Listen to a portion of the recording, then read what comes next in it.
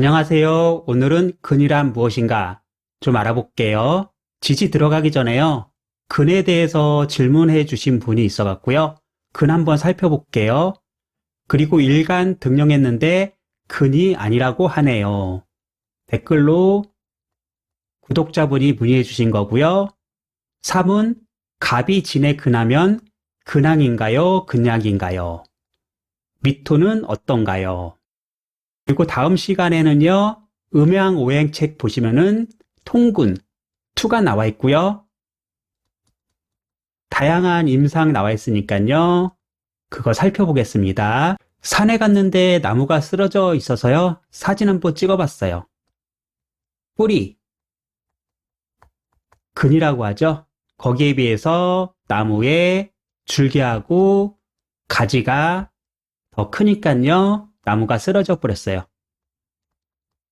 뿌리는 근, 채를 말하고요.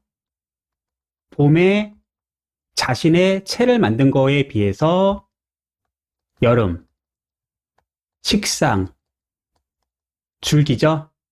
더 많이 활용하고 행동하려고 하니 문제가 발생했다.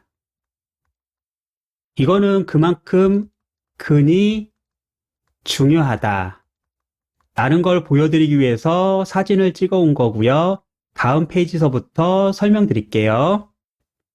워밍업 좀 할게요. 근이란 무엇인가? 어렵게 생각하지 마시고요. 그 계절을 얻는 것을 근이라고 한다. 이렇게 보세요. 목은 봄을 얻는 거고요. 화는 여름, 금은 가을, 수는 겨울을 얻는 것을 방합근이라고 하고요. 토는 사계의 토잖아요. 그래서 진술, 충, 미, 월을 얻으면은 근이 있다. 목이 봄의 계절을 얻었다는 것은요. 나무에 채를 만들고 키울 수 있는 시간, 환경을 얻었다는 거예요. 그렇기 때문에요. 목이 임묘진에 근을 하면요. 임묘진은 신자진으로 수기운을 끌고 와갖고요. 목에 채를 내실 있게 만드는 거고요. 병화를 보고서 키우는 거예요. 목이 임묘진에 통근을 하면요. 자신의 채를 만들고 실력을 만드는 거기 때문에요. 환경의 변화에 대응할 수 있는 힘이 있어요. 좌지우지 되지 않는다. 주관력이 있고 주체력이 있고 밀고 나가는 힘이 있다. 이렇게 봐주세요. 정리 좀 해드릴게요. 근에는 방합근과 삼합근이 있다. 방합근은 채적 기운을 만들고 자신의 실력을 만든다. 그렇기 때문에 주도력, 주체력이 있고 환경을 이용할 수 있는 이점도 있다. 삼합근은 용을 만든다. 직업적 능력을 만든다. 꾸준히 순차적으로 노력하여 재능을 업그레이드 한다. 청간은 지지로 통근해야 되고요. 지지, 특히 월령은 청간으로 투간해야 돼요. 이렇게 청간, 지지, 통근이라든지 지지천간 투간이 되면요. 지행일치라고 해갖고요. 내가 생각하고 계획하고 계약한 것을 실천하고 실행하고 구체화 시킬 수 있다.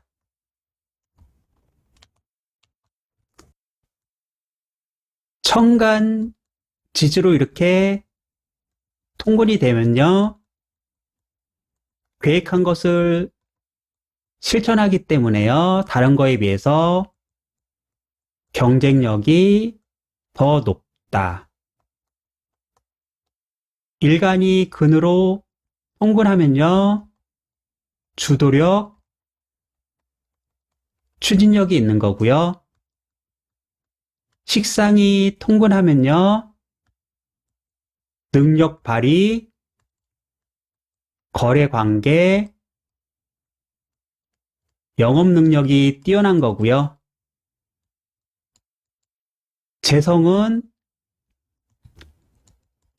경제 능력, 공간 관리 능력, 재능 능력이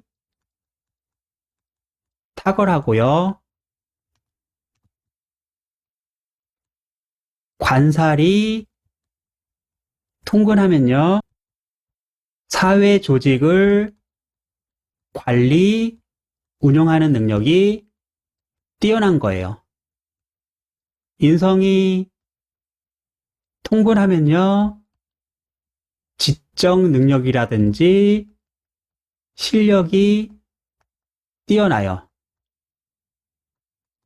인성이 천간에 있다가요. 세운의 근이 오면요. 이때는 나의 지적 능력, 실력을 발휘하는 운이잖아요. 그렇기 때문에 시험, 보고, 검증, 받을 운이다. 나의 지적 능력, 실력을 이렇게 봐주시면 돼요. 일간이 무근이면요. 다른 오행과 협조하고 의탁하려고 해요.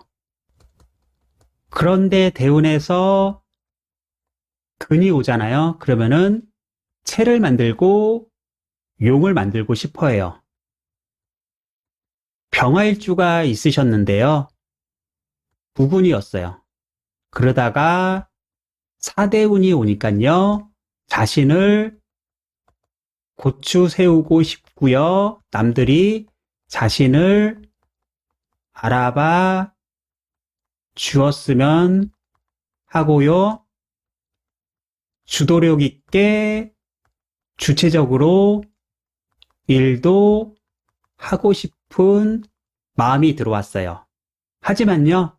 옆에 유가 있었거든요. 그러니까 사유, 삼합이죠. 이거는 방학근이었는데요. 사유축으로 삼합이 되니까요. 나를 고추 세우고 자신을 알아봐주고 주도력, 주체력으로 내 일을 하고 싶다는 것을 통해서 능력을 만들어서 재능으로 승부 보겠다. 이런 대운이 들어왔으니까요. 능력을 만드는 시간, 환경이 왔다라고 통변을 해주셔야 돼요. 일간이 등령했는데 근이 아니라고 하네요. 이 질문 좀 볼게요. 일간이 등령했다는 것은 월지에 통근했다는 거거든요. 그런데 왜 이렇게 얘기할까요? 이거는 덕금학당에서 이렇게 얘기하는 거고요. 창강 선생님이 이렇게 얘기하는 건지 덕금학당 관계자분이 이렇게 얘기하는 건지는 잘 모르겠어요. 하지만 왜 이렇게 말했는지는 유추할 수가 있어요. 간목이 인월이나 묘월에 통근을 하면요. 이거는 걸록격, 양인격이에요. 이렇게 되면요. 일간의 근을 따르는 게 아니고요. 관사를 받아들여서 나를 자제하고 관살이라는 사회적 위협을 따라야 한다. 걸록격은 나라의 큰 스승이고요. 양인격은 백성을 위해서 전장터에 나가서 살신성인하는 장수잖아요. 그러니까 일간의 개인적 경쟁력을 따르는 게 아니고요. 관살이라는 공적인 경쟁력을 더 중요시 여긴다. 그렇기 때문에 일간의 근은 일지, 시지, 연지가 된다. 일간이 일지, 시지, 연지에 있으면요. 식상을 생해서 식상생재하는 거고요. 일간이 월지에 통근하면요. 관사를 받아들여서 관사를 따르다. 이런 의미에서 일간이 등령했는데 근이 아니라고 얘기를 하는 것 같아요. 하지만 여기에는 맹점이 있는데요. 갑이 인하고 묘월에 통근을 했어도요. 관살이라는 상신이 바로 서지 못하거나요. 관살을 구하는 인성, 구신이 없거나 제 역할을 하지 못하면요. 바로 식상 생저로 돌아서요. 그렇게 되면은 얘는 일간이 근황한 게 되거든요. 그러면은 간목이 등령한 것은 근이고 근황이에요. 즉 간목이 월지에 근했을 때 상신, 구신이 있어서 걸록격, 양인격이 되면은 근이 아니고요. 걸록 양인이 안 되면은 근이고 근황으로 식상생재로 일반적으로 보아주세요. 제 입장에서는 편하게 설명을 드리면요. 일간이 월지에 통근하면은 근이에요. 하지만 상신, 구신을 갖추어서 양인이라든지 걸록격이 되면요. 나의 일간의 사사로운 근보다는 관살의 사회적 역할을 따라야 한다. 이렇게 보시는 게 더 혼동이 없을 것 같아요. 동영상이 길어져 갔고요. 오늘은 여기까지 할게요. 고생했습니다.